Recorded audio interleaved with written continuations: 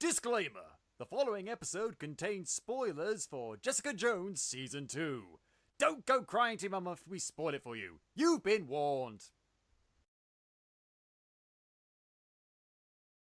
Welcome to Podcapers, the official podcast of a place to hang your cape. And this week, hey, I want ya cray cray. I want ya cray cray. We're talking about Jessica Jones Season 2. Cue the music, but not that one. That was a terrible song.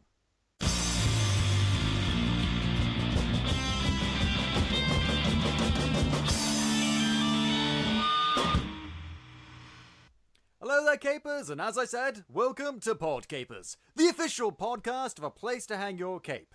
My name is Scott James Merridew, and this is the show where we talk about various geek and nerd-related topics, and are joined each week by a very special different guest. And now this week, as I said, we're talking about Jessica Jones Season 2, yay! And I'm joined, my guy tells me it's his first podcast ever, please, Capers, give it up for Archit Tripathi! Hey, thank you very much. Glad to be here.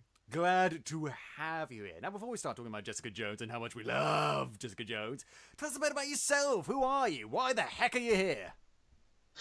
Well, I'm a lifetime nerd, and I'm a good friend of David's, who is one of the founders of Place to Hang Your Cape. David Molosky, our editor in Cape.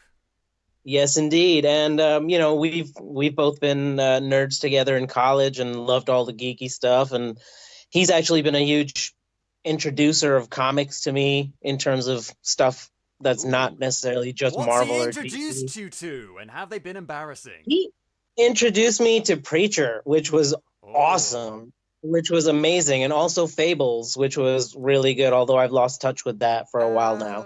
Fables are less... I mean, I first started reading Fables a while ago, and I got bored of it, like, after the first story arc. I just thought, is that it? I really don't care. And then later on, I picked it up again, because I really got into the Wolf Among Us video game. And I gained a new appreciation for it. I thought it was okay, but again, after a while, I just sort of dropped it. It's one of those long, ongoing things. It's more about the world they're in than about necessarily the characters and their journey. Yeah, definitely. But Preacher, holy fuck, that's good. Have you been keeping up with the Preacher TV series?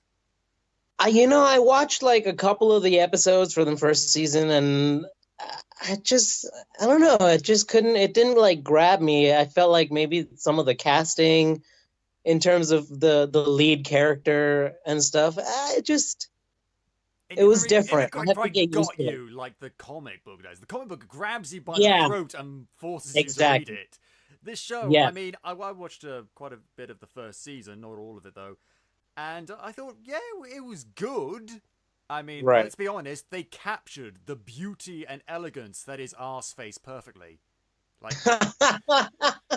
I didn't get to the ass face, I think. Did they ever bring in the cowboy, the Saint of Killers? Saint of Killers. We see. That's the thing. It doesn't follow the comic exactly, so you see bits of what I assume to be him. I never really kept up with it. Is season 2 out yet? I'm not sure. Like I said, I haven't really kept up with the show at all. So I think it's one of the things that, I mean, let me be honest with you. When it comes to a lot of TV shows, except for Jessica Jones and all the Marvel stuff, I tend to get very flaky. Like, I maybe watch a couple of episodes of it to begin with, and then I'll drop it, and then I'll pick it up again for ages later, and I'll watch it for ages, but then I'll drop it again. I did the same thing with Orange is the New Black. I watched the first episode, and I was just like, yeah, this is not for me. Ages later, I pick it up again, and I was just like, I am so into this, I am so into this, I am so into this. And then a couple of seasons later, I'm just like, yeah, I need a break. What's wrong with me? This is a repeated pattern of behavior, I think. It's not healthy. No, I'm with you, man. I'm with you. Orange is the New Black was kind of like that for me too, But one show that's definitely been very interesting the whole way through is Jessica Jones. Oh, yeah. I mean, how familiar were you with Jessica Jones, the character, before the first season came out? Almost not at all, basically. I mean, I had an idea that she was in the comics. I have an idea of kind of where she ends up in terms of like Luke Cage and stuff like that. Vague idea of her powers, but very, very limited, very limited. So this show was basically my exposure to the character. I mean, I was sort of half in and half out, because I was aware of the character, and I'd read many stories featuring the character, but I'd never actually watched her, let's say, main series, Alias. I'd never actually read that. And it wasn't until after Jessica Jones Season 1 came out that I actually said, you know what, I've got to read this, because, you know, I like this character, like Brian Michael Bendis, when he's not working on Ultimate Spider-Man, no, not that one, the cartoon, fuck it!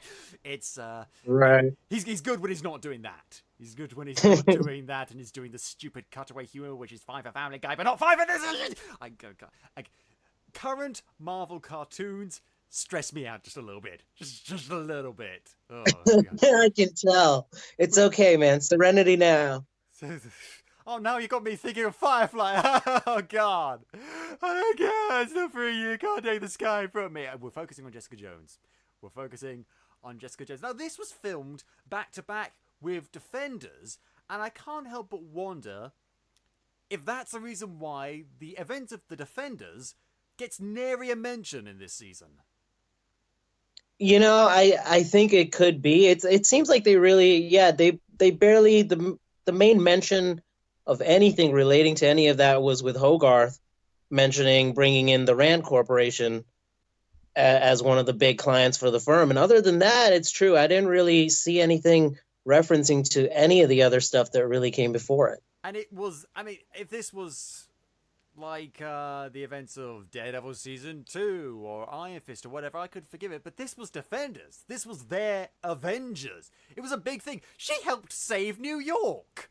So you think she would bring her, but it's like, I did wonder, like, is this taking place before Defenders and is actually going directly after Season 1 of Jessica Jones, or is this not the case? Because I don't know. I think they don't need a lot of stuff about that, because again, like, this is Jessica Jones. You don't need to have constant references to Defenders here, there, and everywhere. Just like little bits, perhaps concrete bits, like maybe musing about how, as far as she knows, Matt Murdock is dead, or something. Yeah, he wasn't in there at all. Like, I thought several times when she got in trouble that he would come in as her attorney, but it was Hogarth again. Yeah. It was like something, but nothing. And it's a nitpick. Let's be honest. We don't need a reference to Defenders, but it'd be nice, because what's the point of having a cinematic universe if you can't have cute, clever little references to other things that have happened? Very true. And this is one of the reasons why I stopped watching Agents of S.H.I.E.L.D., because it just felt so isolated from everything else. Oh my God, that show has gotten batshit crazy. Yeah, I still watch out it. After the LMNDs. Just out of loyalty, I still watch it, and it's just gone so just batshit, like just literally out of this world. And it's crazy. It's crazy. Bear in mind, this is a franchise that features talking trees, raccoons, a guy with a shield, and thunder gods. And that you single out as being weird. They just go to places that you're just like, okay, come on, you're just dragging this on now. Just resolve this already and move on. Do something interesting. They try to be interesting and then they fail. Yeah, and this is what's so great about these binge-worthy 13-episode, 45-minute Netflix series. 'Cause it's so much easier for me to consume. This is why I don't watch things like The Flash and Arrow anymore. It's because it's, again, I talked about this on the show before. I come from the land of, like, at most, like a 12-episode season of anything. It's usually it's something like as few as 6-episode seasons. So to stick with a show for like 22, 24 episodes, all of which are like 45 minutes, is exhausting. Even if you're spacing out over a week, it's just like, it becomes work. It's a chore. And I don't like that. Watching TV should be fun. It should be a distraction from your chores. It's true. It's true. I really love the Netflix format. I've actually been talking to a bunch of people about this because, for instance, I went and I saw Black Panther, and I loved the movie so much. But my only complaint was that I was like, oh, man, if this had been like a Netflix show or an HBO series or something, then we would have had 13 hours to get into this, and we would have had so much more detail. Because with Black Panther, I went in before I watched the movie, and I went in on the comics hardcore. Like, I went through the back catalog and stuff. Oh, wow. And I wanted to see so much more of the characters and everything. And they did the best job they could in the time frame they could. But, I want, like I said, I want at least 10 more hours in Wakanda than they gave me. Well, there's a 4-hour cut out there somewhere. You could hunt it down. I want it. I know, I want it now. They have to release that. That's going to be a DVD I'm going to be forced to buy. Take that, DC fans, with your Snyder cut. I drink your tears of bitterness. Yeah, I can't wait to see 4 hours of Black Panther. But one of the questions that was brought up in the criticism of this movie, it's been this TV show, it's been uniformly positive. But one of the big criticisms was that of the pacing, and I think this is why the binge format falls down in some way, because they are still self-contained. Well, not self-contained, but it's individual episodes of a long-running thing. So it's very different when you watch 13 hours of a TV show over 13 hours, or very different from when you watch it over, like, say, a week or longer than that. So I can't help but wonder if that influenced people's perception of it. No, I agree with that. I think that's a very astute point. Yeah, I mean, I think that was very well put. It's just, Yeah, it's one of those things I think we'll never get an answer to, and then here's the thing, it's not really a problem, because it's up to you how you want to consume it. So you could watch it over a month, or you could watch it over the 13 hours if you're, a sadist. If you're not even saying like a masochist, if you just want to punish yourself and just drinking coffee whilst watching Jessica Jones over and over again. It's so good, can't stop. And it's so I don't know, but I choose. I did that with season 1 to an extent. I kind of did that with season 1. Season 2, I paced it out a little bit, and it worked out. But season 1, it actually was just so gripping that I just couldn't get enough. Yeah, and then there's the thing with pacing. It's like they're not doing nothing with the time. Someone said that the scenes go on for too long, and you know what? Maybe, but that's because this is a character-driven story. Yes, there's a big plot going on, but this season in particular really goes in to not just Jessica Jones as a character, but all of the side characters that we've come to know and love, except for that annoying neighbor with the really unhealthy relationship with her brother. She's gone. I'm glad that she's gone, because I did not like her. I can't even remember her name. What was her name? I don't remember, but they had her and her brother had some kind of creepy stuff going on. I don't want any part of that. I'm glad that's out of that building. Yeah. It was an unhealthy environment for the super and his son. That's not something his son should be exposed to. Yeah. I've got some things to say about the super and his son, let me tell you. But I think we should start at the beginning. Jessica Jones, as you say, picks up where season 2 left off. And she's not really liking the fact that a lot of people are calling her a vigilante hero. She doesn't consider herself either a vigilante or a hero. She's just another private investigator. But she's a private investigator that's haunted by the fact that she snapped David's tenant's neck. Mm-hmm. And fair enough. It's a decision that's clearly making her even more tortured than she is normally in the first season that we've seen her. This woman does not get a break. Jeez. Oh, God. And so she's just basically trying to rebuild her life again. And she's getting some help from Malcom, played again by Ika Darville, isn't it? And can I just say, on a side note, Ika Darville, holy crap, did he just get swole or something? Oh, my God. Right. I mean, well, you actually see him too. He's working out a lot in the series. There's scenes where he's shown working out. So yeah, he definitely decided to just buff it up. Yeah, I mean, go Power Rangers, jeez. Because that's two people I can think of now that actually have had careers in not necessarily superhero but comic book properties. Ika Darville and what's her face who plays the zombie in iZombie. What's her face? New Zealand. Oh God, no! I do know her name. It's in this cluttered mess I call my brain somewhere. She's in this really weird Christmas Lifetime thing where she meets a prince. I don't know. What? Something Rose, maybe. I don't know. She's not even a Marvel character, a Marvel actor. She's working for something that's on the CW. Who cares?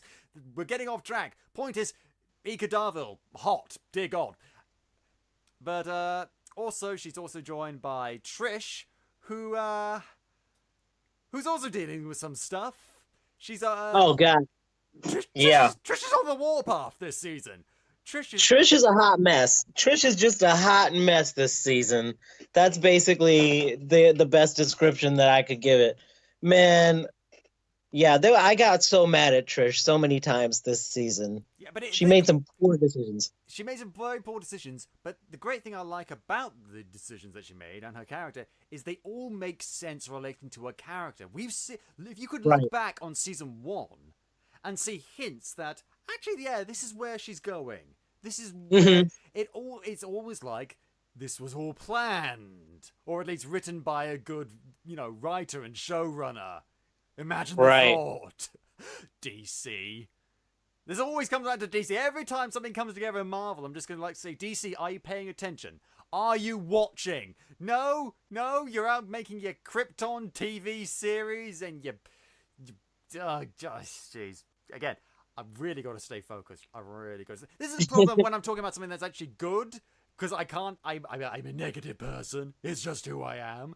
And I always want to correlate it to something that's actually filling me with rage, because otherwise I'd just be happy and satisfied all the time. And who the fuck wants that? Right, you're like the Hulk. You're always angry. Exactly. I can't help it. It's just who I am. And she's also had to deal with a few more nut cases who are coming in relation to the mysterious company IGH that she believes, or at least Trish believes initially, is part of the reason why she has superpowers.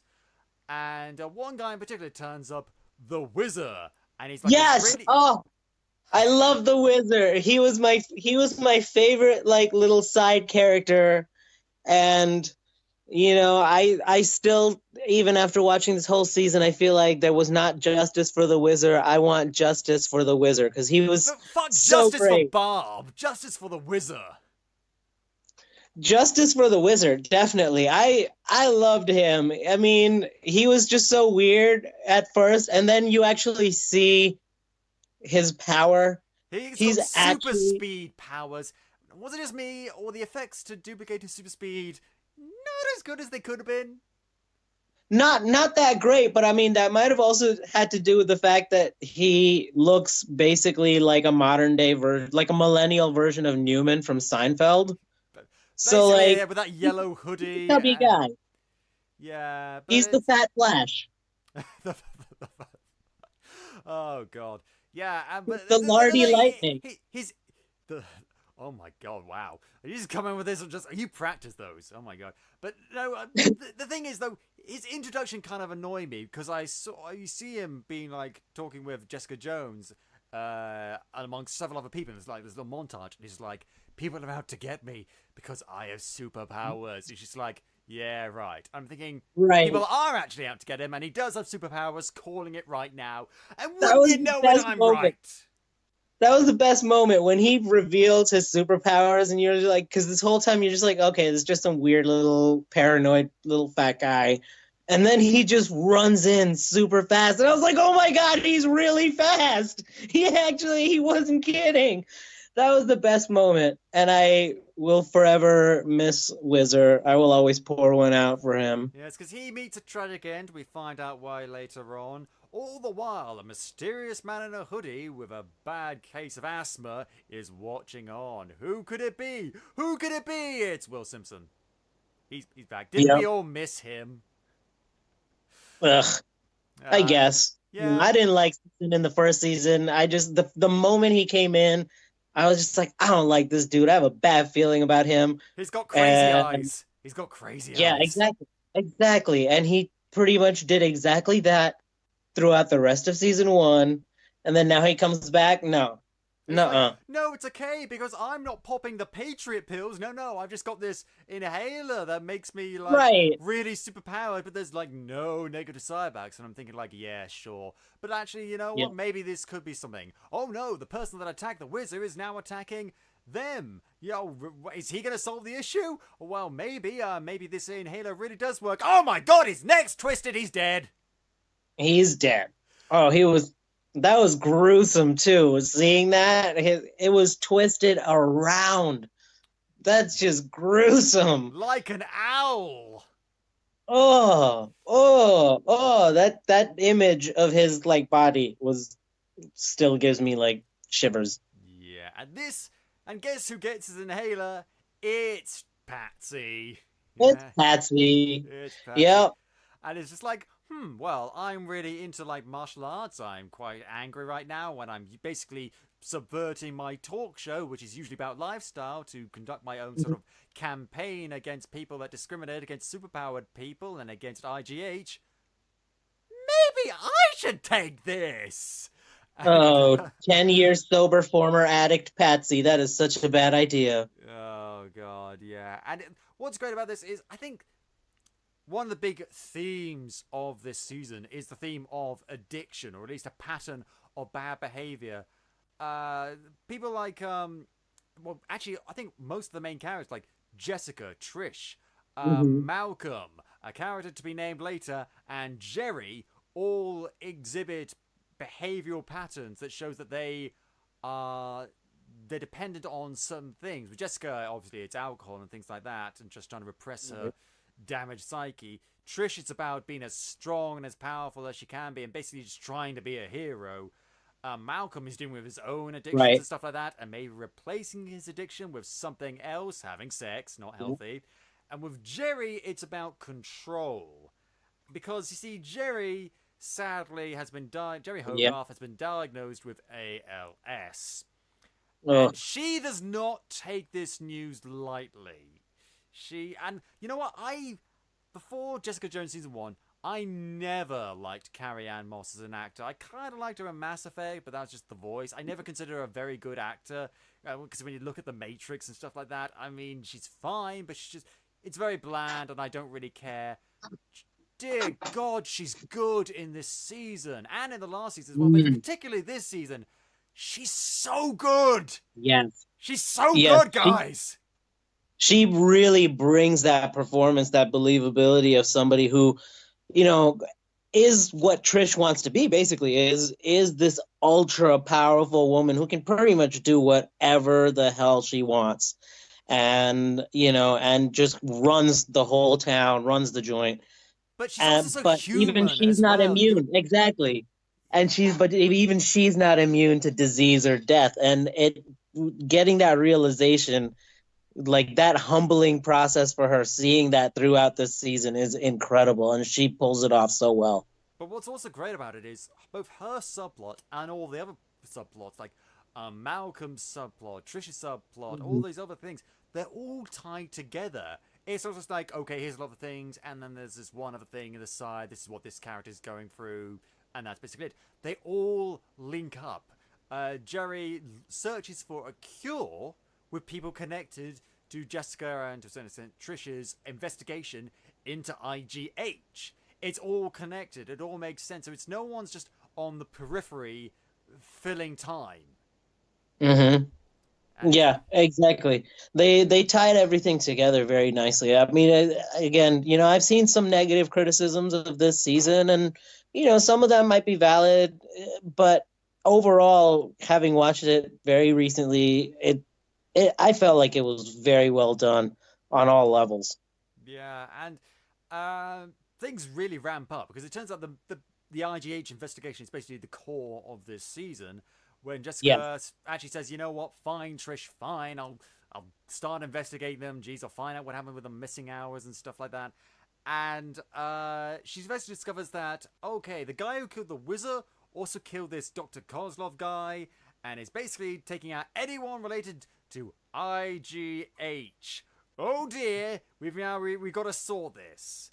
And it's And while that's going on, we're learning a lot more about. I mean, we've always got like hints, if not overt references, to her past in season 1. But Trish's backstory, I mean, it's really Hollywood gone wrong, which at this point in time is basically Hollywood. Jeez.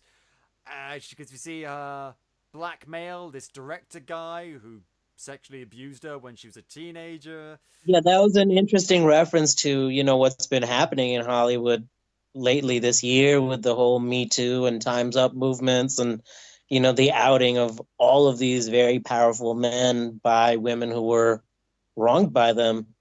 I thought that was really timely. That's another thing that's great about this season. It is very current. I read somewhere that Melissa Rosenberg was looking at the recent election you guys had and feeling quite angry about that. And geez. A lot of people are quite angry about that one way or the other. Yeah. Oh, God. We could talk all day. Yeah, that's a whole other show for a very different kind of channel and website, I think. Yeah. I feel bad for America, honestly, but at the same time, like, it's... thank you, guys, honestly, because this is a great distraction from our own political nightmare here in the UK. I know, right? It was... I've seen God, the memes. Brexit, May, everything. Oh, Donald right, Trump and then said America something was just like, hold my beer, bro. America's just like, hold my beer, bro. you ain't seen nothing. You make us feel better, and thank you for that. You're performing a valuable service. And, there's so much stuff going on, honestly. Malcolm's pushing to get a much more active say in alias investigations. He sort of works his way up and becomes generally more trusted by Jessica, which means, they're just basically setting them both up for a fall. God. And what's happening in the... just thinking of the earlier instance. Oh! We get a little visit from our good friend, Foggy Nelson. Hi, Foggy Nelson! Bye, Foggy Nelson. He's gone. Yeah, he was there for all of 2 minutes just to say hi to Hogarth, because she's basically getting pushed out of her firm due to her health reasons. Yeah. They push her out. They see that as a good moment to try to get her out of there, and he just comes by to offer support for all of 2 seconds. And it's a good scene. It's a very good scene. I'm good. So you don't think it's good? It was, but she's just like, nope, I'm good. I'm all good. I'll handle all of my shit myself. Yeah, and it's just like, that's not an appropriate use of your Eldon Henson. Like, I mean, come on. But they got other they got Will Simpson in for 2 episodes. Granted, in the first one, he was just in the background and stuff like that, but he was there. They get another character in for a whole episode. So, we'll talk about that later. But, it felt like, again, characters, connections, I do like that. But it's one thing to reference something, it's another thing to get an actor in for a day of filming and then just sort of tease us with their presence. It's like, remember this guy? Well, right. He's gone. I don't know. I mean... if you already have Hogarth, who ties to pretty much all of the current properties, I think maybe her ties to Luke Cage might be kind of weak, but other than that, she ties up with pretty much everyone else, Daredevil and Iron Fist. Yeah, so bringing him in, it was a weird tease. You're right. Yeah. It was. But do you know what's an even bigger tease? The relationship between Jessica and Oscar. I'm just gonna say this, Capers. I don't like Oscar. I think he's a douche. Because I understand his motivations for doing the things he does. However, still think he's a douche. Because basically, he meets Jessica. He's the new super for the building. He's got a little kid. He's very sweet. And he's like, hi, Jessica Jones. I'm your new neighbor. Super. I'm quite friendly. What's that? You have powers? Well, now I hate you! I hate you, Jessica Jones, and I'm gonna do slimy back alley things to get you evicted from this building. And stuff like that, and I don't like you. What's that? My kid stupidly, for no apparent reason, decided to climb out onto a ledge to see if you, a superpowered person, would catch him, and then you did save him? Well, now I like you! Let's start having sex! That's their relationship! That's basically... And then it's just followed by a sequence of, hey, Oscar, remember how you used to go into prison for forgery? Well, can you forge some stuff for me, please? And can you do this multiple times with no word of complaint? Thank you. You're so nice now that I saved your child's life. It's like a complete 180 of your character, which you already did a 180 of, so I guess we're back to square one. Yeah, pretty much. Oscar was. I mean, I don't hate him quite as much as you do. I don't. I think he's not necessarily a bad guy at But the end of the day. I mean, the But big reason I don't like him he's. is I don't because think he's. I mean, obviously, he's not going to last. I think as a romantic interest and as a major character for too long. no, but the problem is though this makes me think that this character's personality, this character's characterization, is just being written around the needs of the plot. He is whatever the scene requires. Okay, so we need documents forged, we'll get Oscar in for that. We need someone to be antagonistic towards Jessica Jones, we'll get Oscar in for that. We need Jessica Jones to have a fuck buddy, we'll get Oscar in for that. And it's just like, no, I think he's the one big character weak link. Yeah, It's yeah. He was weird. And then I think it was kind of inconsistent too, the amount of time in which he would produce some of these documents that were needed. Sometimes it seemed to take him like forever. And at other times, again, very conveniently, like whenever it was needed right away and there was not enough time to talk about it, And she just had that it. is such a coincidence that she happens to need a forged document around about the same time that a person moves in that she's befriended who happens to know how to forge documents and is very good at that. Like, this is all just a wee bit too convenient, guys. It really It is. Doesn't help that the kid's That's the fucking kind of annoying as stuff well. that made me really confused as a child. It made me so confused as a child because I would watch TV shows and I'd think like, oh, well, life must be convenient, right? Because these are a depiction of these. This looks real enough, and it obviously wasn't. And I grew up and I was like, no, the hot girl down the street will never care about you, and like. Just like dumb things like where you just find out through life where you're like, oh no, you know what? No, like strangers just won't be nice to you for no reason sometimes and offer you like sage advice, exactly when you need it when you're sitting depressed out of like no, those things only happen in TV. And it's just one of those things. I guess we just have to chalk it up to this is, that's the kind of suspension of belief. We just have to kind of know that it's a TV show. Some of the stuff is going to end up being unreal. Yeah, I think you might be working through a few of your own issues there, Archit. I think you might be dealing with your own disappointment of life. Why will people talk to me on the subway? Media lied to me. I don't get sage advice from elderly Koreans. Yeah, that doesn't happen, Capers. It does not happen. But during the course of the investigation into IGH, Jessica manages to find this person. I think it was Dr. Leslie Hansen. And this is when Jessica and Trish really start to go head-to-head. Because Trish gets contacted by this Dr. Henson during her show and manages to arrange a meeting. But Jessica goes instead, calls the paparazzi on Trish to make sure that she's off the investigation, off to one side where she's safe, which Trish does not appreciate. Trish doesn't seem to quite get that Jessica Jones has superpowers, super strength, literally, and she doesn't. Like, if Jessica Jones said, hey, okay, thanks for getting this meeting, but you know what, you stay here, I would be like, yeah, okay, no worries, I am okay with that. My skill set does not cover this.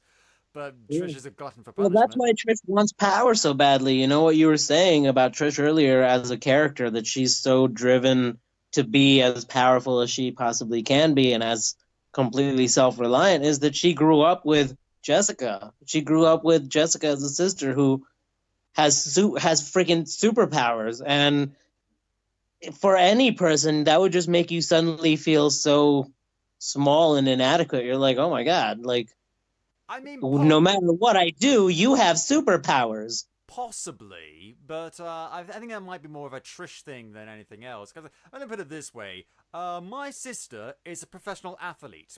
She could kick my ass anytime. I'm okay with that. Because I got my own skill set. She's a rower. She can row really well. And is going to do great things with that. And me, I can talk about television shows on the internet. So, we both got our thing. Exactly. I'd say her do a podcast. She probably could do it very well. She's very intelligent. Yeah. But anyway, that's my own family issues. And she meets with this woman, Dr. Leslie Hansen. Only, it's not Dr. Leslie Hansen. She's got superpowers too and super strength. And dun dun dun. what a twist! And it's she becomes like the mystery woman. We don't get a name for her for ages, but we do get this other name, a person called Inez Green, who used to work for IGH, and they managed to find her. She's homeless. Trish and Jessica. At this point, Trish is just full on using the inhaler thing to give her superpowers, and when she's on it, she seems fine and in control. Just a bit stronger and a bit faster. When she's off it, dude, she's definitely like kind of well. Initially, she just seems fine, but like later on, when she goes on it, she's definitely like coked out. Like she's like all frenzied and stuff. That's definitely like it's basically a crack inhaler. Like it cracks her out. Well, I'm sorry, I don't have much contact with crack people, so I don't know. Crack people? That's not a word. That's a phrase. See, this is how much I don't know about drugs. If I call them crack people, jeez. I mean, I don't want listeners to get the wrong idea of what kind of people I hang out with, but, you know, I mean, just in general. Don't you live in New York City? No, I don't live. I live in upstate New York. I live in the countryside. But I mean, you know, we have hoods and stuff too. But See, when I hear New York, I immediately think of New York City and nothing else. You know what? That's honestly, most people tend to do that. And you know, and the funny thing is that New York State is really big. And New York City is at the very southern tip of New York State. Oh, right. But everything north of New York City is upstate. Okay. I'm only 2 hours north of New York City. There's still about like 6 to 7 hours of driving north that you could go before you hit Canada. Oh, my God. And wow. But I'm already considered upstate just because I'm north of the city. So everything is in relation to the city. New York City sucks up all the attention for New York State. There is no downstate New York. No, there isn't. I mean, maybe they might consider Long Island or something because that's south of New York City. But yeah, that's a great name. I'm guessing it's an island and it's long. What should we call it? Long Island. Yeah, right. It was very creative on their part. Yeah. Okay. That's a side issue. We need to talk about this. So they meet this Inez Green. She's a homeless person. Used to be a nurse for IGH. And they get her to a safe house, which is actually Jerry's apartment. And it turns out Jerry is like saying, hey, so this IGH thing, you know anything that could maybe help out a person with ALS? Well, actually, there was this one guy that can heal people. He's like Elixir from the X-Men. Oh, wait, the Fox merger thing hasn't actually, occurred yet. We can't mention that. No Elixir. And He's just Shane. Shane. Wow, you remembered his name? I didn't remember his name, jeez. But and this is what the whole thing about Jerry is building out to. It's basically her not really accepting that she's got ALS and trying to find some sort of get out, some sort of loophole. Because she's a woman that when she opens her mouth, things happen. The world bends to her whims. And when something doesn't, she gets a tad frustrated. Yeah, this is basically the first thing in Jerry's life that she can't just control, either through the sheer amount of power and influence that she has or just straight up buy it away, you know? This is the first thing in her life that there's no fix for, that there's no human way to fix it. Yeah, and that's another thing. Another thing this season, it's about control and lack of it. It's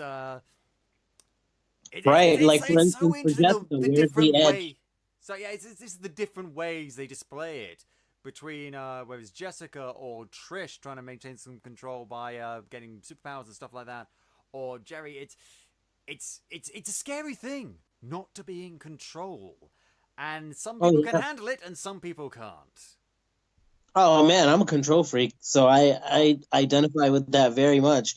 You know, I identify with Jerry in a lot of ways. Obviously, I'm not as rich or successful, but definitely I'm a control freak. Like, I like to be in charge of everything, and or ensure that whoever else is doing it does it exactly the way that I would do it. You have a very specific vision. Exactly, I do, and it just irks me when it's not achieved by someone else, and so then I often have to just go back and do it myself. But I feel like I feel bad for doing that sometimes, but it's one of my little ticks. Yeah, well, So I get that's the Jerry, thing. I You see, get her. no, here's the thing. I have a theory that no human on this earth is 100% mentally healthy. We all have our own quirks and neuroses Oh and yeah, hang-ups, and I think the difference between someone who is sane or mentally well and someone who isn't and isn't mentally well is whether or not you can deal with it or whether or not it affects you in a particularly negative way. And exactly. some people manage their hang-ups and their own issues very well and can live perfectly happy lives, like dealing with, I'm okay with the fact that, I'm agoraphobic, or I'm okay with the fact that I've got this other thing. And so it's only when you Definitely. can't control it, or when you can't, when it affects you in a really negative way, that the bad stuff really starts to happen. And Hmm. oh boy, does the bad stuff happen in this, because basically, there's this guy, Cheng. I can't remember his first name. Cheng. He's basically runs this rival PI company, and it's like, hey, Jessica Jones, I want to buy you out, not because Jerry Hogarth told me, no, just because I want to buy you out. She's like, yeah, no. Which at first I was kind of like, why? He's offering you like way more money and complete autonomy and be able to pick all the cases you want. It's just like, I'm really not seeing the downside here. But she still says Right. no. It escalates. She ends up beating him up. And he tries to tase her. It does nothing. It's just like, I mean, really? I think she says no because she just knows she doesn't work well with other people. Even if she has complete autonomy, at the end of the day, he'd be her boss. Yeah. She And just again, does not work well with others. she really doesn't. Goddamn. And this basically escalates. That was Price Chain. Looking at Price Chain. Right. Has been working with, as I said, Jerry Hogarth on the side, sort of thing, about maybe trying to manipulate Jessica. And Jerry has basically taken Jessica's side. He's not really been happy about that, so he sent a guy to get dirt on Jessica, and this mystery woman tears him apart in the van. Oh crap! And this, Oh, we get she rips his arms off. she It's uh oh she we see get a couple of episodes dedicated to this mystery woman. We don't find out who she is for quite a while.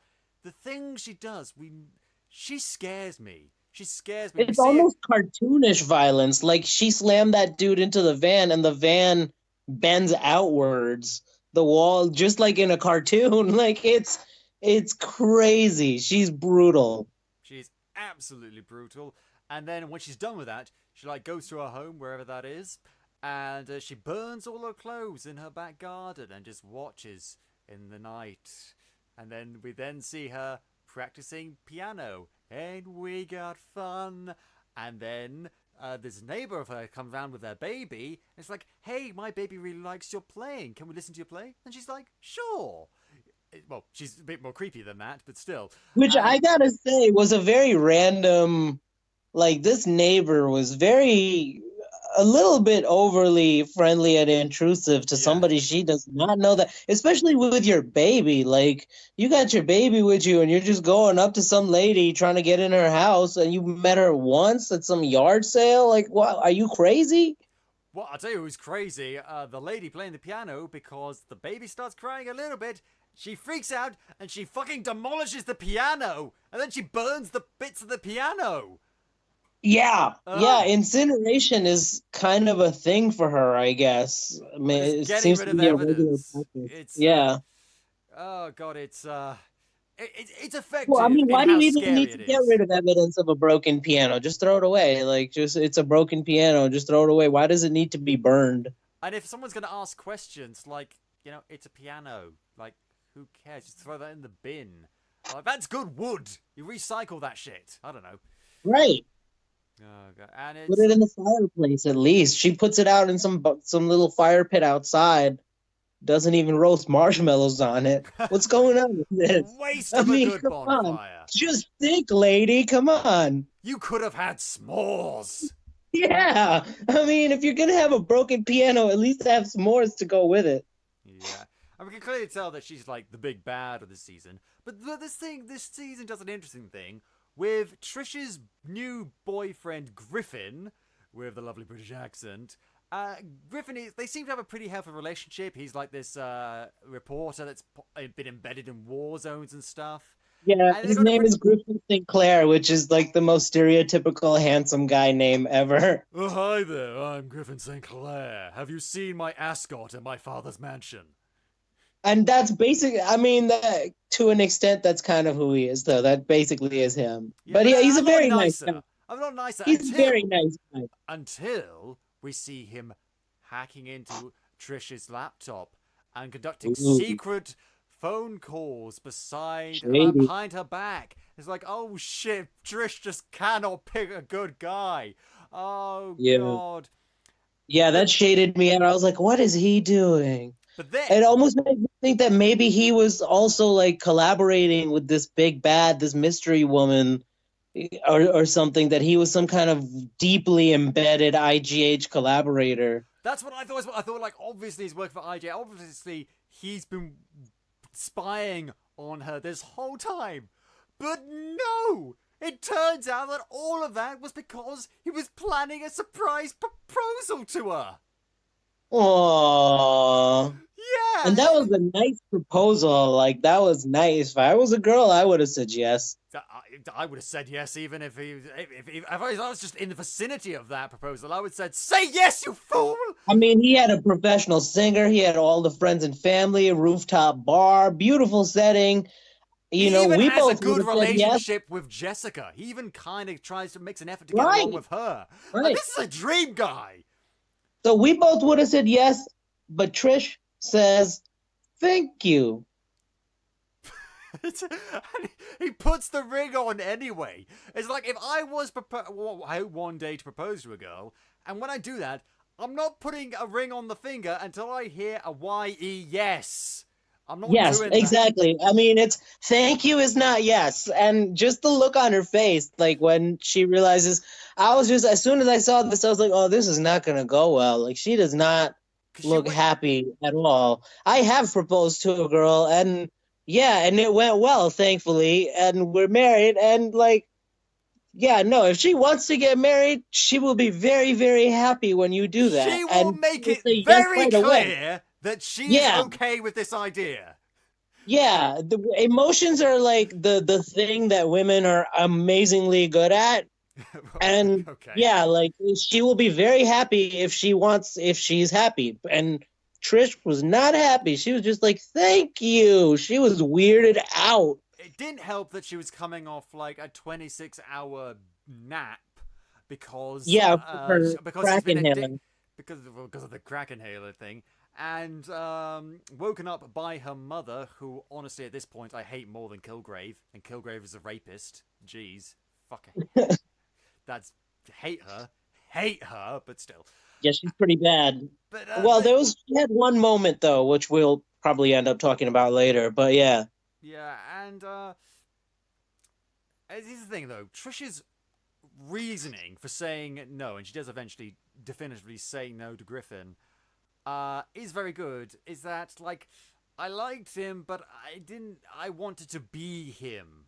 I wanted to be like him. I wanted to be this big hero, embedded reporter person thing. And this leads her to going off on Trish Talk. She goes the full oh god, what's his face? Fox News. We'll do it live!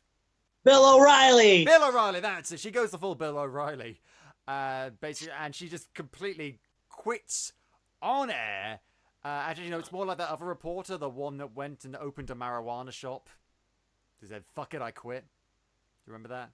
Oh, yeah, I remember that one too. Well, she was pretty good at it. I don't, did she say fuck it, I quit? Yep, she said, fuck it, I quit on air. It's just like, okay, I know she like offered an explanation of why she quit on air and stuff, but I didn't realize she straight up said, fuck it, I quit. That's awesome. And it cut immediately to this other reporter that was just like, okay, so we're sorry about that. We'll try and find, what the hell do I do now? That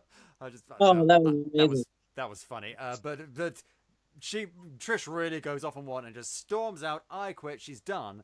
And then this guy, was it ZCN is the channel, calls her up and say, "Hey, so you just had a massive unprofessional on-air freakout. I want to offer you a job." We love it. Yeah, and it's like, okay, sure. But here's the thing: she's coming down off the inhaler. She was cracked out when she had that rant. She was cracked out when she had that rant, and now she tries to take another dose, but the exact thing that I was wondering this whole time, I was like, when is that thing? Is it going to run out at some point? And right then, when she needs to be cracked out to be able to have that weird, crazy energy on air for her audition, she runs out of her crack inhaler. And it's so funny as well, the way they shoot it with the music and everything. It's so funny. It's like, wah, wah, wah. It was not a good moment for Trish. It was very sad for her. She had a horrible audition. And the dude even said, he's like, look, it's okay. I mean, I want the cracked out version of you. And she couldn't say that she didn't have it anymore. Oh, God. And worse, though, is her relationship with Malcom. Because they started a little thing. Oh, yeah. You've got some opinions on this, I can tell. It was such a cringy, thing. Again, Malcom comes over to, check on her or something, I think at Jessica's request. And she's, coming down. So that's why she's sick, and he came to check on her. And so she goes to the bathroom, takes another dosage of her crack inhaler, and now she's obviously feeling fine, feeling great, and she just comes out and just jumps Malcom, basically just jumps on his bones, Yeah. And I mean, in terms of Malcom, I mean, he's going through his own thing, of replacing his addictions with sex, so he doesn't turn it down either, even though he should. And it's just such a cringy hookup. It's just weird. It was like seeing they're kind of cousins. He's kind of like Jessica's little brother and she's Jessica's sister. So they're kind of cousins in a way. At least. It's one of those thematically incestuous things. Yeah, it made me uncomfortable. I was like, oh no, why would you two hook up? That's just terrible. It's not going to end well. It gets worse, though, when he gets beaten up in an alleyway after doing some side PI business for Jerry Hogarth. And she's like, oh, God, you're so hurt. Should I take you home, get you to a hospital? No! Here, have some of my drugs. I know you're a former, meth addict, or whatever, heroin addict, but here, take some drugs. It's like, no, I don't want to. And she tries so hard. She sells him on it so hard. She's like, oh, it's totally fine. It was developed by the military. It's not a drug. It's not cocaine. Yeah, but it basically is, Trish. You were an addict yourself. You should know that it kind of basically is. And the second he takes it, he knows that it's bad. He automatically knows. And I think that's because Trish, there's the difference between, because they're both addicts, but Trish became an addict because of her lifestyle, because of being thrust in the public eye, being the Hollywood thing, because of her mother and all that sort of stuff, and the typical teen Hollywood environment. Malcom became an addict because Kilgrave turned him into one for his own purposes. And so he's still definitely an addict, but it's two very different things. It's like a willing addict and an unwilling addict. Yeah, that's not really a very fair phrase, but that is the best one I can do. And it's interesting to see the dichotomy there. And it's the great thing about it is they never show it as this is supposed to be a healthy thing. They never push that. Oh no, these two really belong together. They're just going through some problems. They're saying no, this is bad. This is bad. This is two people doing stupid things. Yeah, and I got so worried for Malcom too, because towards the end of last season and then this whole season, he's been doing so well. He's been clean. He's been working. Obviously, we talked about how he was getting his swole on and everything, and he's working for Jessica, and he even negotiates getting paid and stuff from her, and he was doing so well. And so when he took a puff of that inhaler, it broke my heart. I was like, oh God, please don't let Malcom fall down this dark hole again, because he's better than that. Yeah, but he gets addicted to another thing, not just sex, not just drugs, but he gets to being the PI. He falls into the PI thing hard, and he really wants it. And that causes some big... Oh, wow. I never thought... Wow. I figured that was just just a growth of his character. I never thought that was... But that's a really interesting take on it, that he basically then dives into the work as his addiction and gets really good at the PI thing. Well, maybe addiction's the wrong way of putting it, but I don't know. I feel like that's an interesting take. I like it. Maybe we're all addicted to certain things. Some things we absolutely need to take, and some things we don't. And sometimes it's fine. I mean, for example, my vice: video games. I could play Saints Row 2 all day long if I wanted to, but you can't. You got to manage it. So, well, I could be playing it right now. Oh God, still water could be mine. No. Control yourself. It's so it's one of those things. I don't know. That's the problem with addiction. It's I mean, it's definitely a very real thing, but it's also a very vague thing. Maybe there's maybe someone who actually knows what they're talking about could say, no, the definition of addiction is such and such. So I don't know what I'm talking about. Why even listen to me, capers? Honestly. So before we continue, we're going to continue on with it, but I want to talk to you about something else. Do you want to learn how to make comics? Of course you do. If you're looking for something to help you get started, like, say, I don't know, maybe a course taught by one of the best of the biz, well, you're in luck, because Neil Gibson, editor and head writer at TPub Comics, brought you titles like Twisted Dark, Tabitha, and Theatrics, is doing just that. Neil is offering a free webinar for anyone who wants to learn the TPub method for making comics. If you like the webinar, you can sign on to his web course and use the code CAPE, that's capital C, capital A, capital P, capital E, to get a 5% discount. Ooh, what a bargain. You'll learn everything from how to write a comic script all the way through to how to market your final product. So even if you can't draw, this course will help you break into the comic industry. So sign up for the webinar at tpub.co.uk/free webinar, or use the link in the show notes and use the code CAPE if you sign up for the course. Now, one thing I do want to talk about is, again, the IGH investigation continues, and Jessica finds this guy, Dr. Carl Mahler. Well, first she finds the mentally handicapped janitor who was framed for a murder, because I really like that. I like that moment a lot. Where she was in there. It's that innate lady points them in the direction of this janitor who was framed for a murder of a nurse that he didn't commit, another nurse at IGH. And so Jessica goes to see him, and he tells her this very rehearsed story, and she doesn't believe it, but she eventually manages to coax it out of him through talking about octopuses. Or is it octopi? I believe it is octopi.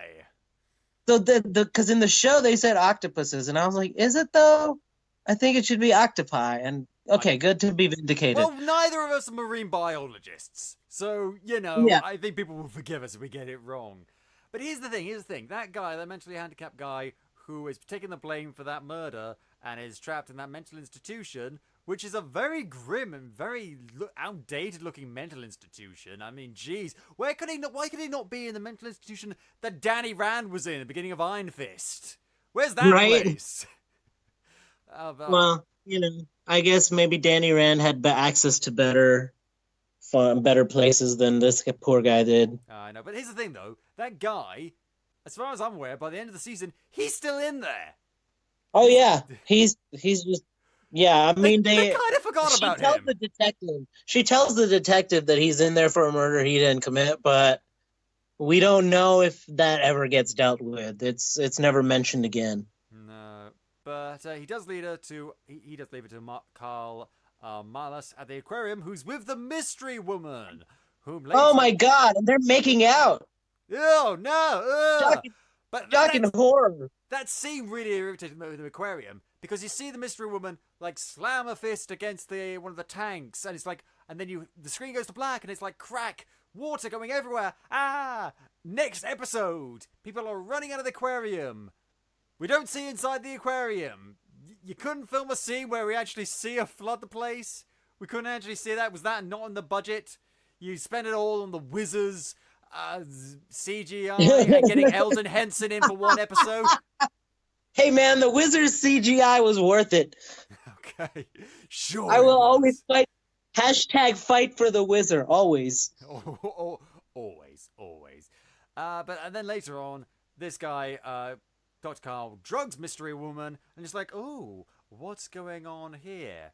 And Jessica finally tracks the down. Yeah, because you don't do that to your girlfriend. You don't just all of a sudden inject her with a syringe and knock her out. That's not cool behavior. Yeah, no, unless you Bill Cosby. Cosby. Ugh. It's topical. Yeah. Oh god. But yeah, so it's a weird situation in the aquarium. Yeah. And wasn't there like her phone, Jessica's phone apparently got soaked, right? Oh yeah. But in the first scene when Jessica's coming out, she looks dry, like she doesn't look wet at all. Like, so I guess her phone is the only thing that got wet. How is her phone the only thing, and not just wet, but wet enough that it stopped working and she had to stick it into a bag of rice? And this is 2018. Most phones, unless she's right, I think maybe the iPhone by this point, or I don't know, but at least the Samsungs, if she's rocking some Androids, she should be having a waterproof phone by now. Yeah, well, maybe she can't afford it with all the alcohol she buys. Yeah, but despite this, she does finally track down where they're hiding out, this mystery woman's house, and it turns out, Jessica, I am your mother. No, it's not true. That's impossible. Yo, that was such a crazy moment. I was like, oh, of course she's her mother. Of course. And then we get the flashback episode. The whole episode is one big flashback, and that's when we're first introduced to the seminal classic that is, Hey, I Want Your Cray Cray. Oh man. Oh, that song will... You know the sad thing about that song is, there was a time, maybe even by today, there was a time when that song would have been on the radio, someone would have done it. It's crap. Oh, I've heard songs that are just as bad, if not worse. Yeah, I mean, if not absolutely. Although I will say one thing, I mean, it made me appreciate the breadth and complexity of the lyrics of Friday by Rebecca Black. I mean, right. She's not just saying the word Friday, because Friday this song over and over again. She's talking about what she wants to do. I want your cray cray. That's all. That's it. That's the only line. Cray cray, which, by the way, as a metaphor, is one that I have never ever heard. I don't think that was ever a thing. Hey, so you know your mental illness. I would like that, please. I would like. I don't think that was ever a thing. Like, that's never been a metaphor for sex or any kind of anything that you would really actually want. It's a vapid pop song. It doesn't have to make sense. I keep trying to remind myself. I keep trying to remind myself of the fact that this is not a real song. And then the music video is just as terribly poppy and just like you're just like, oh god. That is literally what every horrible pop video looks like. Yeah, and then everyone in this flashback scene in this like club are like going, "Woo! I want you, cray cray, yeah!" And then Jessica is just like sat there like, "Really, no, yeah, no." It's it's quite funny, and we're introduced to her upcoming boyfriend in that scene, Sterling, first name Archer, last name Archer. I don't know. I don't watch that, but it's and we see their relationship, but we skip forward a couple of times. Basically, she goes off the rails a little bit, maybe not as much as Trish says, and they break up for a little while, Trish and her, and she goes off with the Sterling guy, who, I mean, it's quite obvious that he's sort of. But here's the thing: the reason that Trish and Jess break up is also significant. It's that Trish is just becoming like a wicked addict, like a wicked coke addict, and so yeah, like Jess is trying to stop her and is trying to be the friend that's like, yo, don't do this, you're doing way too much, it's getting out of control. Trish doesn't want to hear it, so she tells Jess to basically get the hell out of her life. Yeah, and then she gets into the Sterling's life, I mean, the relationship is weird because it seems to be genuinely loving, but she keeps using her powers to, like, steal stuff for him. Like, everyone, like... Yeah. Like, are they trying to show that it's an unhealthy relationship? Because aside from that, everything about the relationship seems pretty good. And it's like, I get what they're going for, but maybe it's too complex for me. Maybe my emotional intelligence is not broad enough to understand the complexity No, of their relationship. I felt like there was definitely a using element there, like he was a little bit exploitative of her. And then later on, he's like apparently into some money with some tough guys that she beats up for him, but then they come back and they come back with a new proposition. They're like, "Hey, listen, we want to maybe have your girlfriend do some work for us, some criminal work for us." And he's having this meeting with them in a back alley, and he like agrees to it as long as he gets a commission. Yeah. And this does not sit well with the witness to this scene, her mother. What's been going on with her mother? Well, in the same accident, which they were both in, that killed Jessica's brother and father, basically she got horrendous facial scarring. I mean, truly awful. It puts Deadpool to shame. And thanks to the experiment by this Dr. Carl Marlis and IGH, heals the face and she gets superpowers. She also gets a little bit testy sometimes, by which I mean she gets fucking hulking out! And she gets a whole new face. Because it's basically they like change her DNA, I guess. So it changes her. That's how they explain it, that her DNA changed, so her face changed. Yeah, and her name's Elisa, and she basically spends the next, like, what was it, like 5 years, something in a coma or something like that, which is why she was gone from Jessica's life for so long. Spends another like 12 years working with this Dr. Carl to try and perfect the experiment so that she doesn't get uncontrollably angry all the time. So that she doesn't get cray-cray. So she doesn't get cray-cray, exactly. That song would drive her cray-cray, I swear to God. And it's and this is the interesting thing. They're constantly trying to say, look at this like damaged thing, and like saying, no, I can fix this. No, I can fix this. No, I can fix this. And they're sort of enabling each other, and it develops into this. Again, it's this sort of twisted, but also actually kind of loving relationship between the two of them. They seem to genuinely care about each other and genuinely have a loving relationship. But there's this underlying element of like there's something wrong here. This keeps coming up this season. It's like a really nice relationship, but it's as nice of a relationship as a relationship can be between a scientist and his experiment. Basically, yes.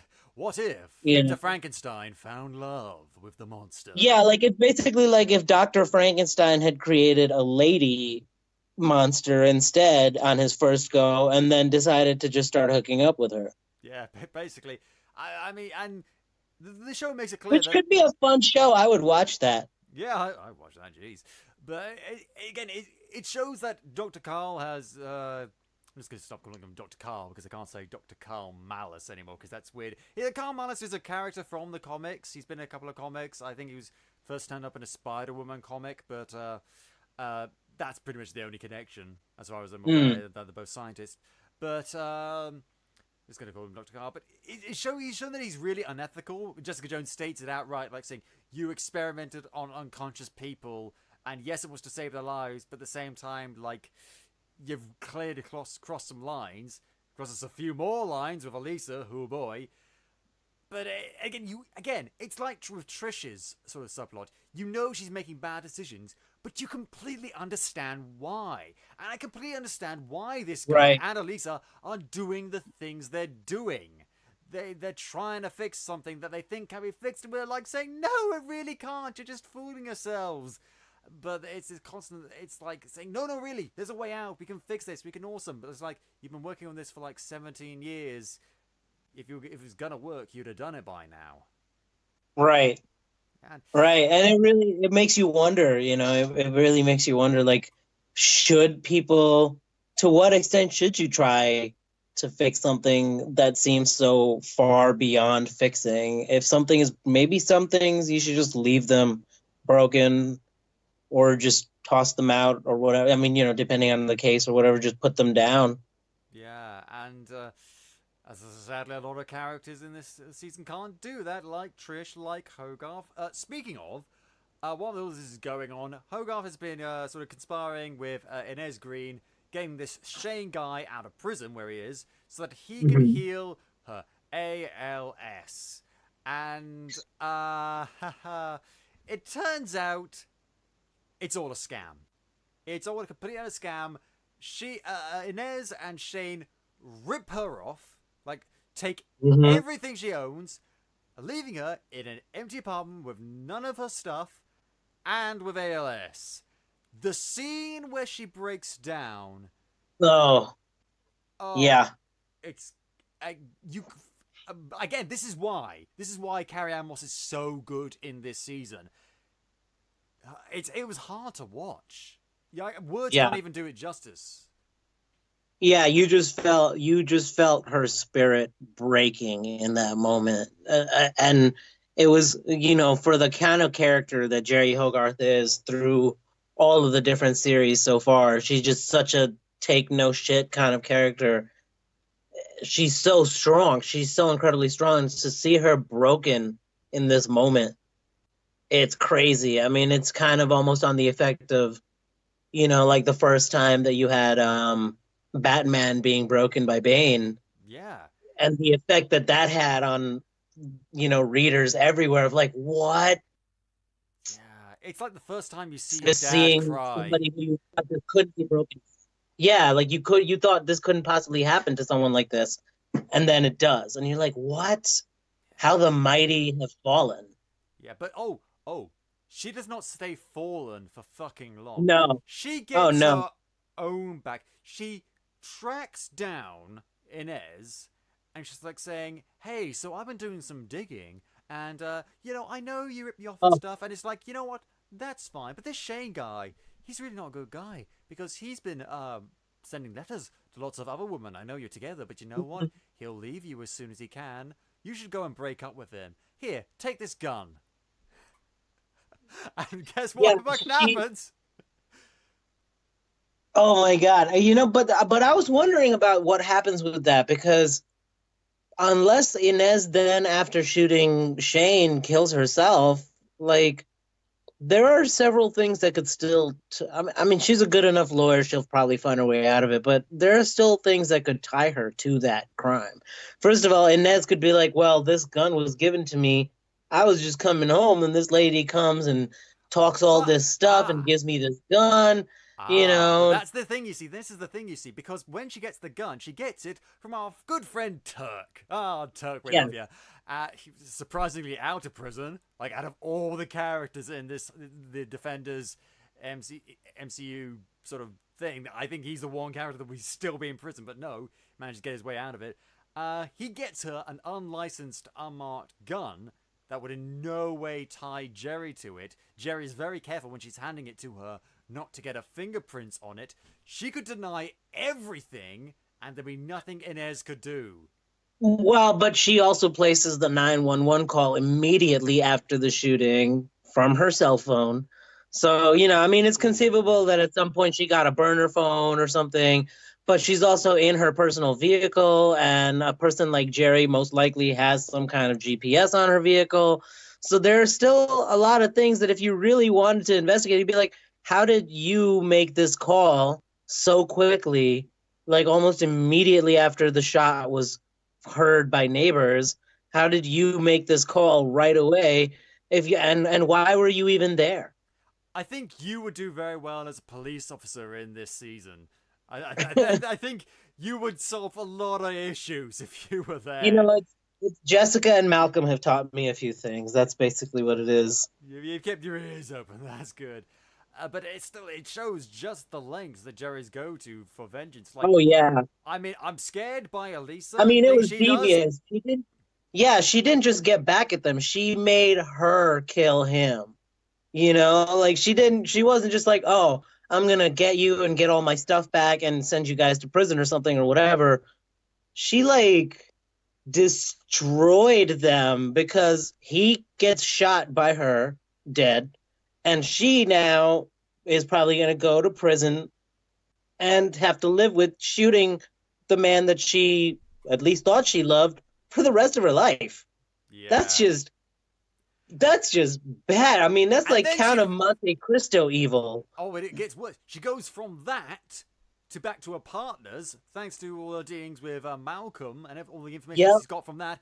She gets her position sorted. She gets like a buyout and stuff, and starts her own company. Takes the Rand Corporation and most of the money that comes with it, and walks out like a boss.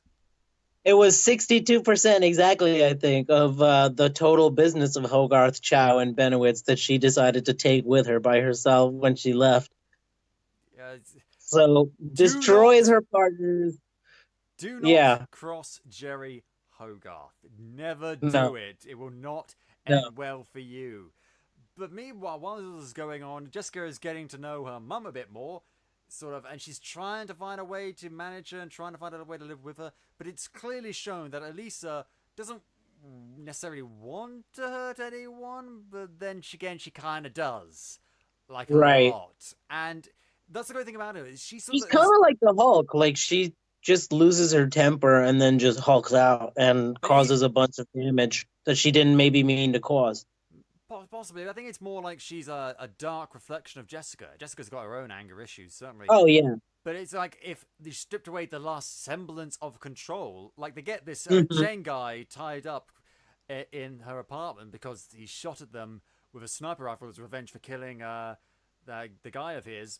And Jessica's like, okay, so we sort him out later. And Alicia was like, no, let's kill him. What? No. Yeah. Well, if we kill him, we'll solve all of our problems. Yeah, but I did kill this one guy, and that's given me a bit of a hang-up about killing, so could we not? Yep. And it's like these two forces going up against each other, and it's so compelling. It's so interesting to see them fight, and it's a constant source of temptation for Jessica. You feel like at any moment she could maybe, and it's a slippery slope, and she just has to give just an inch, and Elisa will drag her down with her.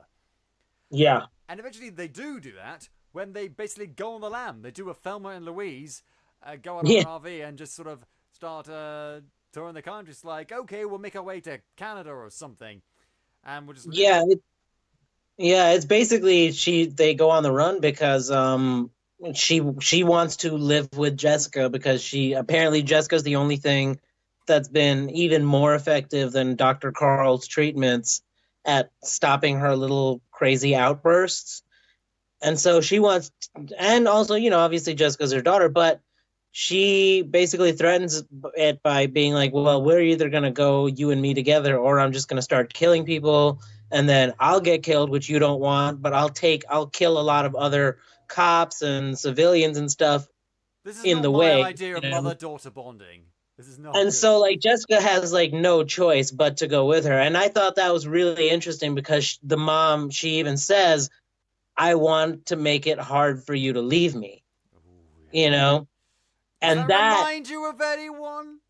Exactly. Oh, geez, who does that sound like from season 1? And come on, Jessica. I feel so bad for Jessica. It's like she can't catch a break. She can't seem to get away from these people that one way or another manipulate her.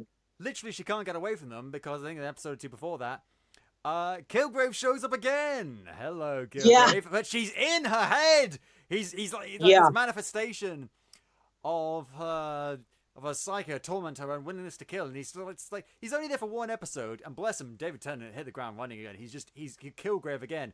Funny, smart, charming, sadistic, and it's like now we get to see multiple versions of him. There's one scene where just his voice overlaps on himself, and then you see him standing next to her and standing on her other side and behind her, and he's all around her. Kilgrave is everywhere. It's like, come on, Jessica, you know you want to. It's he's so good. Oh, I kind of wish that they would do a spin-off about Kilgrave. I think that'll be kind of difficult at this point, but yeah. It would just, like a prequel or something, just because as a villain, he was so compelling. It was kind of, there's some villains that are just so scary that you just can't help but watch everything they do and want to see everything they do. And another great example, I think, for me was in Dexter with the Trinity Killer, played brilliantly by John Lithgow. Oh, yeah. Which was Like it They was just made the somebody commander scary. so evil and so scary, and that you just it just grips you. Yeah, Kilgrave. Didn't Melissa Rosen, what's her face, work on that as well? Did she? I don't know. I Melissa don't keep Rosenberg track. did work on Dexter as well, I think. I'm pretty Yeah. sure. I'm pretty sure. All right. Possibly. Capers, prove if I'm wrong. I don't know. I'm not. I can't be bothered to do my own research. What are you thinking? Well, I'm made of time. Jeez. And also, while this is going on with Kilgrave and all these other things, Trish finally gets her hands on Dr. Carl by betraying Malcom. How dare you? How dare you hurt my precious baby? And basically tries to undergo a procedure of his that was supposed to give her superpowers. And he's like, no, really, it will work this time. Oh, it's not working. Who could have predicted this? Jessica gets her out at the very last second. But this leads to a lot of strife because Dr. Carl says, okay, you know what? This isn't really going to work. I'm going to blow myself up now. Bye-sies! Boom.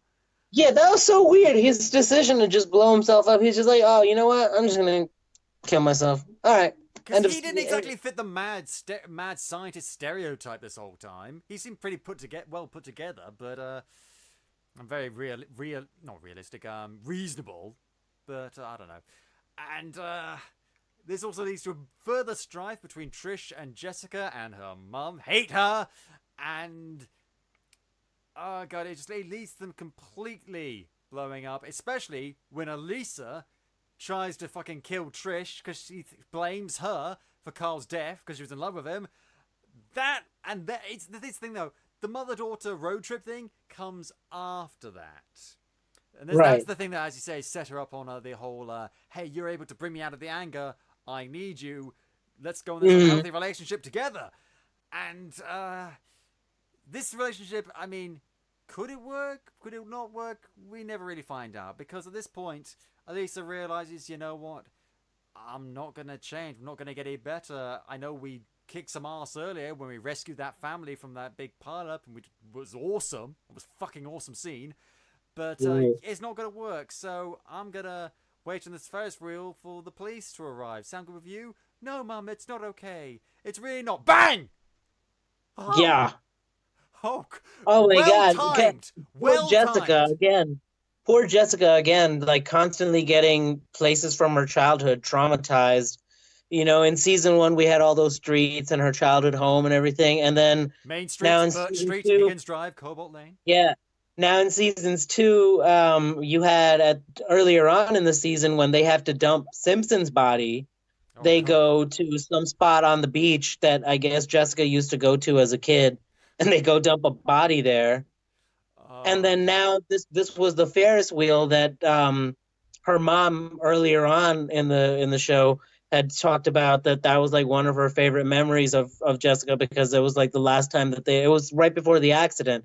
They had gone to that amusement park, and Jessica was feeling like she was, a teenager, too cool for school. She'd always loved to do the Ferris wheel though. And so they went up on the Ferris wheel, and she still acted like she was too cool for school. But then at the top of the Ferris wheel, she, broke down and like loved it because, the joy of it or whatever. And that was like one of Elisa's favorite memories of Jessica.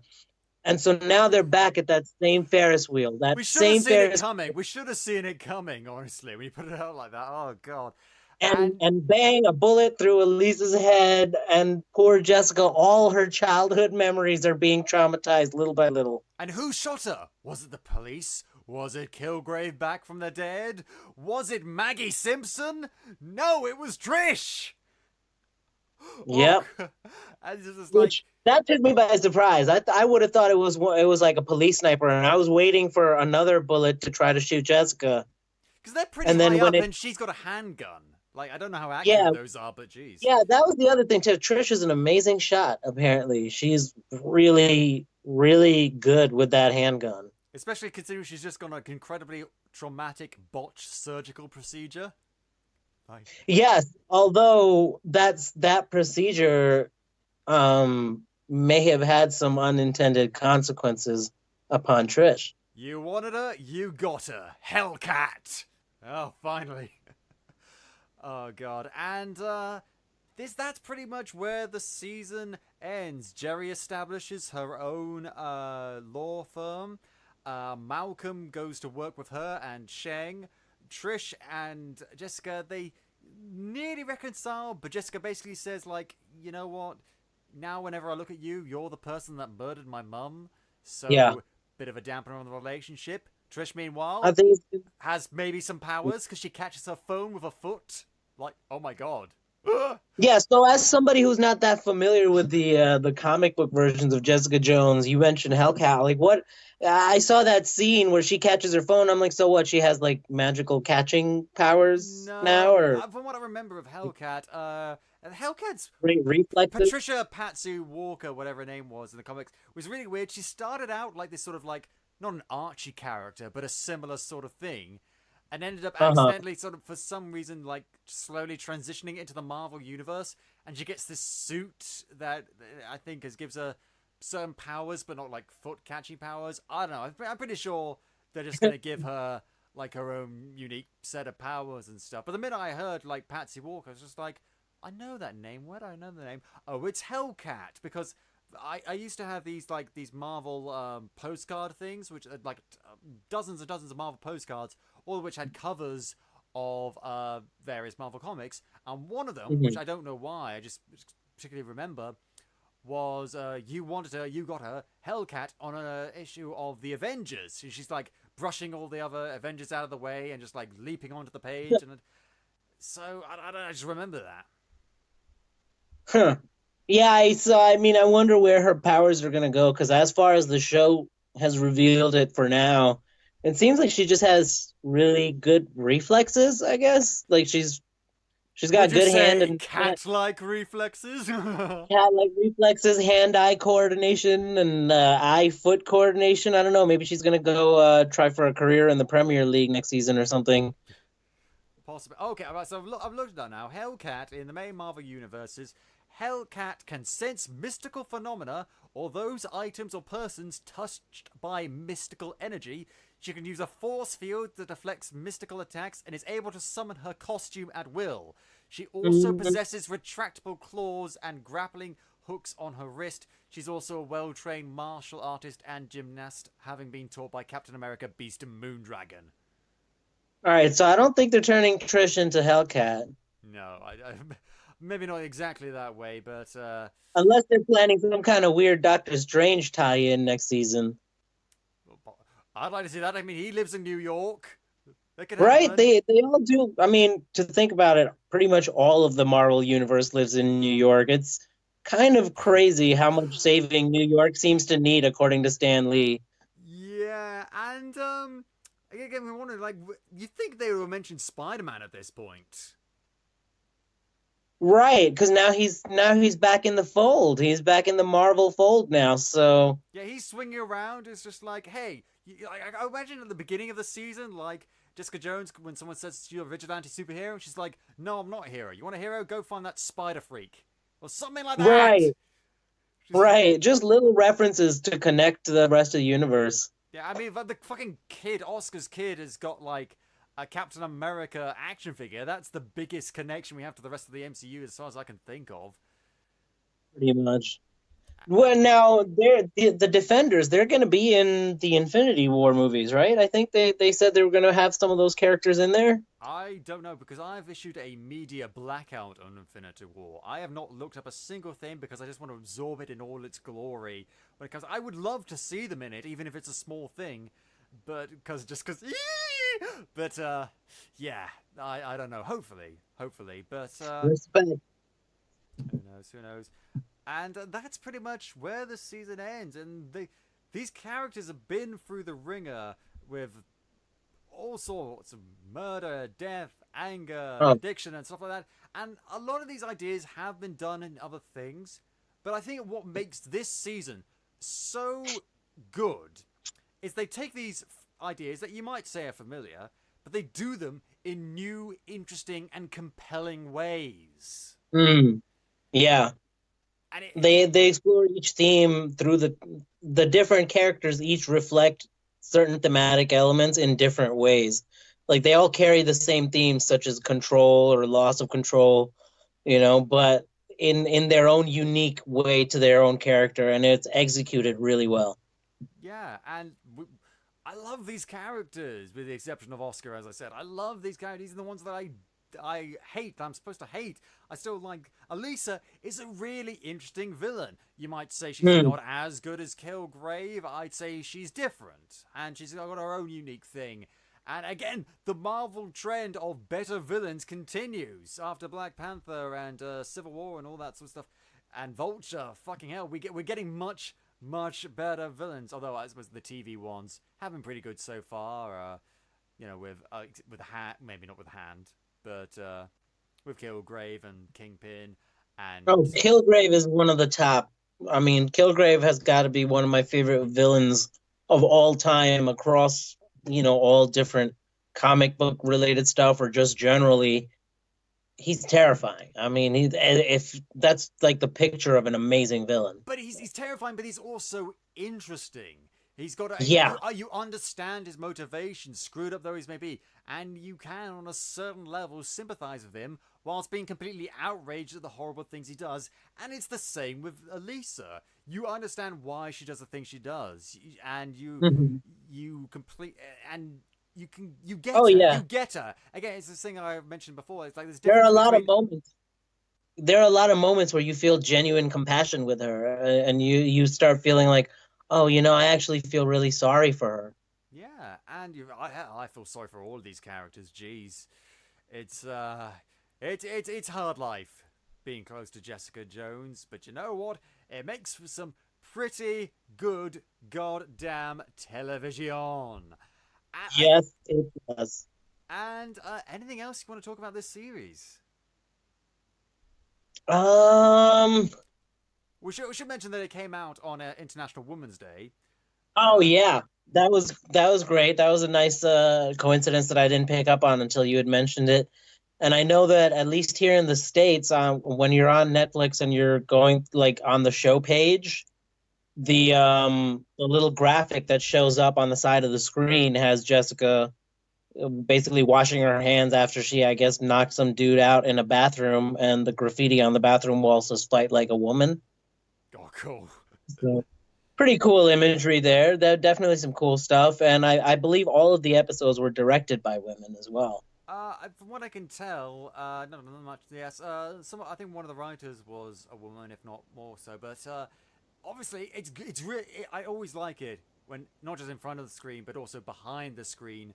Yes. There's a lot more women working, because that's something we really need right now. Is in Hollywood. Absolutely.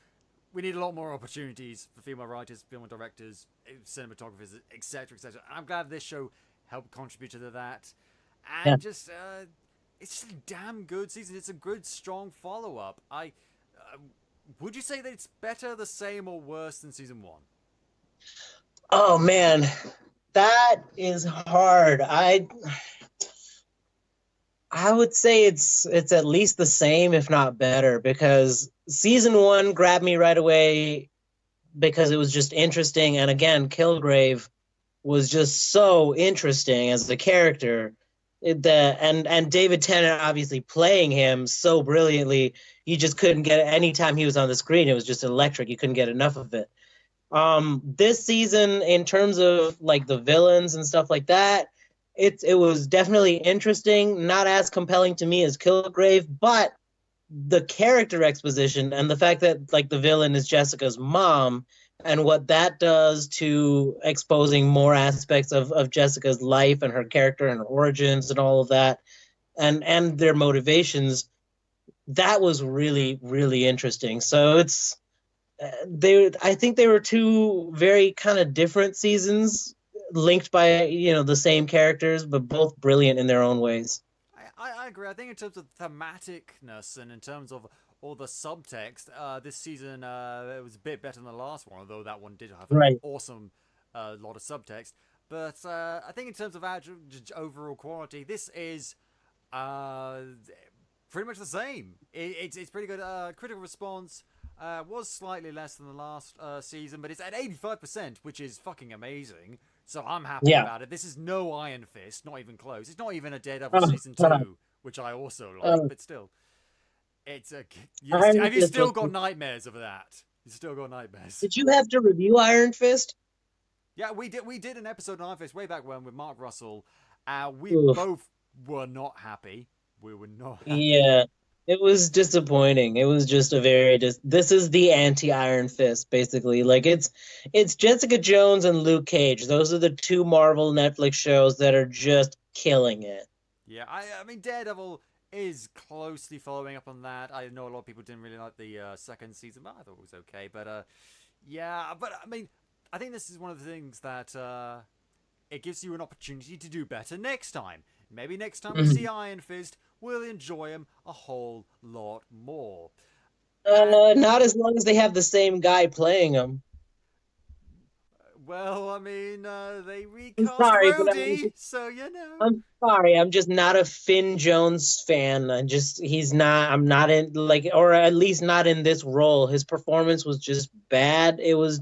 I think Marvel, people were doing Iron Fist, fell into the trap of thinking, well, they were in Game of Thrones, therefore they must be good.